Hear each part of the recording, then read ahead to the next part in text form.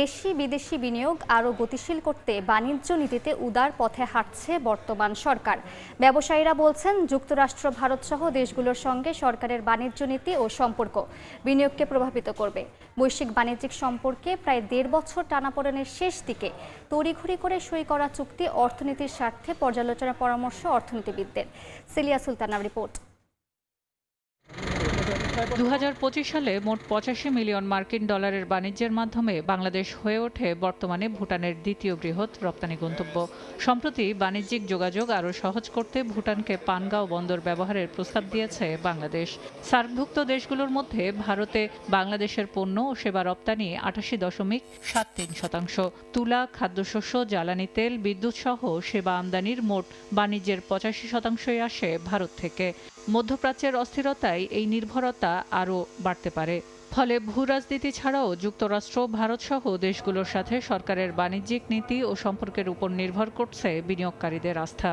ওনাদের একদম ক্লিয়ার একটা রূপরেখা ডেফিনেটলি আমরা আশা করব যে ওনারা তুলে ধরবেন, কেননা এই নেগোসিয়েশনের মাধ্যমে কিন্তু বাংলাদেশের অপরচুনিটিগুলো ওপেন হবে। বাণিজ্য সচিব জানান, ব্যবসায়ীদের আস্থা তৈরিতে বিনিয়োগে উদারীকরণে গুরুত্ব দিচ্ছে সরকার। আমরা দ্বিপাক্ষিক এবং বহুপাক্ষিক চুক্তি কতগুলো সম্পাদন করেছি, এর মধ্যে আমরা বিনিয়োগের ব্যবস্থাও আছে।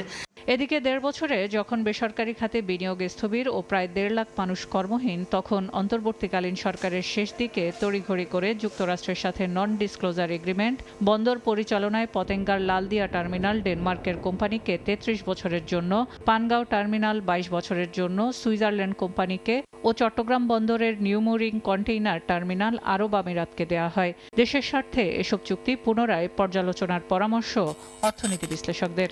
ইন্টারিম সরকারের সময় অনেক ডিসিশন নেওয়া হয়েছে যার রেজাল্ট এখনো আসেনি, ওগুলো এখন আসবে। যখন রেজাল্ট আসবে সেই বার্ডেন কি নতুন সরকার নেবে? কেন নেবে? এছাড়া কর্মসংস্থান সৃষ্টি ও প্রবৃদ্ধি অর্জনে সরকারি বন্ধ কলকারখানা চালু ও বেসরকারি বন্ধ কারখানায় উৎপাদনশীলতায় ফেরাতে জোর দিচ্ছে সরকার। সেলিয়া সুলতানা, সময় সংবাদ, ঢাকা।